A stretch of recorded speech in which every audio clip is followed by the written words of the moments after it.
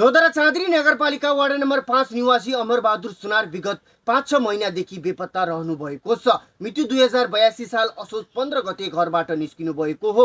अहिलेसम्म उहाँ फर्किनु भएको छैन।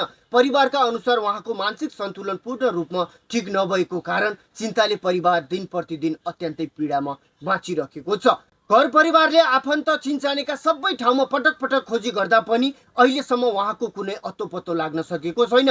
यो केवल हराएको घटना मात्र होइन, एक परिवारको पीडा हो। यदि कसैले अमरबहादुर सुनारलाई कुनै स्थानमा देख्नु भएको छ वा कुनै जानकारी पाउनु भएको छ भने कृपया ढिला नगरी नजिकको प्रहरी कार्यालय वा तल दिएको सम्पर्क नम्बरमा तुरुन्तै जानकारी गराइदिनुहोस्। परिवारले सबैमा बिन्ती गरेका छन्, हाम्रो मान्छे जहाँ भए पनि सुरक्षित भेटियोस्, कृपया सबैले सहयोग गरिदिनुहोस् भनेर परिवारले अपिल गरेका छन्। र यो भिडियो धेरैभन्दा धेरै मात्रामा सेयर गरेर अमरबहादुर सुनारलाई खोजी कार्यमा सम्पूर्णले साथ दिनुहोस्।